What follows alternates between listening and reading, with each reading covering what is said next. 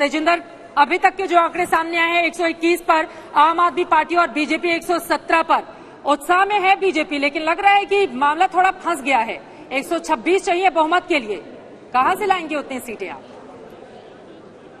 आप चित्रा जी, आप चिंता मत करिए। जहां आप हमें 60 दे रहे थे, हम 121 पे पहुंच गए हैं, तो हमें पूरा विश्वास है हम 126 भी पार कर लेंगे।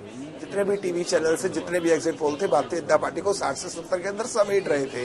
और भारतीय जनता पार्टी अभी जितने भी चाहे चुनाव आयोग का देखो, टीवी चैनल पे देखो, भारतीय जनता पार्टी या तो बहुमत के करीब है या बहुमत को पार करने जा रही है। मुझे लगता है जैसे जैसे ये वोटिंग का अपना काउंटिंग बढ़ेगी, जैसे जैसे राउंड्स बढ़ेंगे, भारतीय जनता पार्टी 150 को पार करेगी और भारतीय जनता पार्टी चौथी बार एमसीडी के अंदर दिल्ली में सरकार बनाने जा रही है। मामला अगर फंस गया तो क्या करेंगे? अगर हंग स्थिति त्रिशंकु एमसीडी बन गई तो फिर कांग्रेस पार्टी के नेताओं पर रहेगी नजर। आप चिंता मत करिए। अच्छा, कांग्रेस चुनाव लड़ रही है इस बार? मुझे जानकारी नहीं है कि कांग्रेस दिल्ली के अंदर चुनाव लड़ रही है। 7 सीटें उसकी आती हुई नजर आ रही हैं। यही 7 सीटें सबसे ज्यादा इम्पोर्टेंट हैं। आपको अंदाजा नहीं है कि ये 7 किधर जहां पे भी जाएंगे उसका मेयर बनवा देंगे। मुझे जानकारी नहीं। ठीक है तेजिंदर बग्गा, एक सवाल मेरा आपसे है।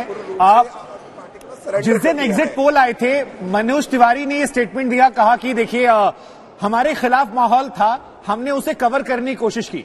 अब कवर करते करते आप बहुमत के करीब पहुंच गए हैं, तो सवाल आपसे ये है कि जो शुरू में आप पिछड़ रहे थे या 15 साल की एंटी इनकम्बेंसी या बाकी माहौल खिलाफ था, क्या वजह रही जो आप लोगों ने कवर कर लिया? क्योंकि एग्जिट पोल को आप लोगों ने गलत साबित किया ज्यादातर, ये बात अभी कम से कम नजर आ रही है। आगे क्या होगा वो बाद में देखेंगे, लेकिन क्या वादे रहे? वो जो वीडियो रहा वो असर कर गया या कुछ और बातें रही?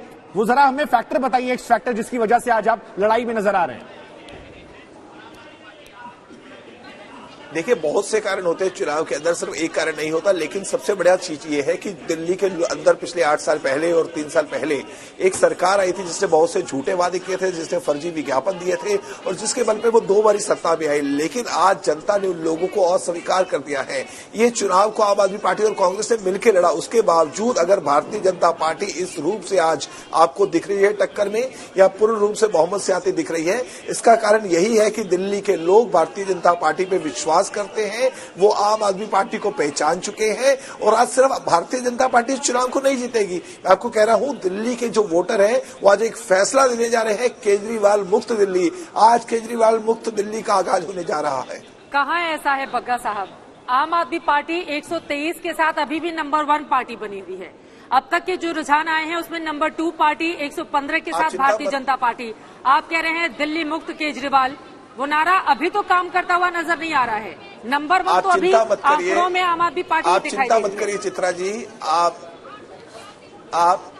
आपका ही चैनल 2 घंटे पहले हमें 40 सीटें पीछे दिखा रहा था और आप ही के चैनल ने हमें 60 सीटों पे समेट दिया था। तो अभी हम आपको दिखा रहे हैं 14 सीटों के साथ आप नंबर 2 पर हैं। हमारा ही वो चैनल है बग्गा साहब जो ये भी बता रहा है कि कड़ी और बड़ी फाइट दे रही है बीजेपी। चित्रा जी, चिंता मत करिए। कौन सा मुद्दा रहा जो बीजेपी के पक्ष में काम कर गया? वो जो क्लीन स्वीप का नारा अरविंद केजरीवाल की ओर से दिया जा रहा था, कौन सा नारा है आपको लग रहा है जो बीजेपी के पक्ष में, अगर वो नंबर 2 114 के साथ रहती है और हंग एमसीडी की ओर ये इशारा मिल रहा है, कौन से मुद्दे पर भारी पड़ी बीजेपी? देखिए, भारतीय जनता पार्टी ने सिर्फ पांच शब्द का एक नारा दिया था, सेवा ही विचार नहीं खोखले प्रचार। मुझे लगता है इस नारे के अंदर सब कुछ आ जाता है। भारतीय जनता पार्टी ने 15 साल दिल्ली की जनता की सेवा की और हमारे पास पैसे नहीं थे विज्ञापन के लिए। हमने कोई ऐसा नहीं है कि हमने अपना सारा बजट विज्ञापन में कर दिया। उन लोगों ने खोखले प्रचार किए, उन लोगों ने कार्य नहीं किए।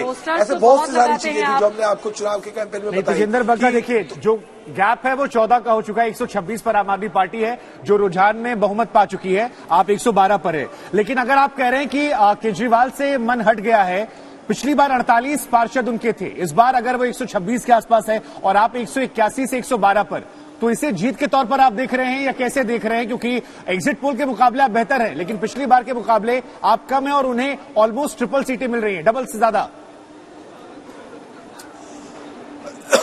उसके बाद दिल्ली का विधानसभा का चुनाव भी हुआ जिसमें 70 में से वो 63 सीटें जीत के 90% सीटें जीते हैं। और उन्होंने यही दावा किया था कि जिस प्रकार से उन्होंने विधानसभा में अपना जो प्रदर्शन किया था उसी प्रकार से दिल्ली के अंदर प्रदर्शन करेंगे। और अभी कुछ देर पहले सौरभ भारद्वाज आपके टीवी चैनल पे आके कह रहे थे 220 सीटें जीत सकते हैं।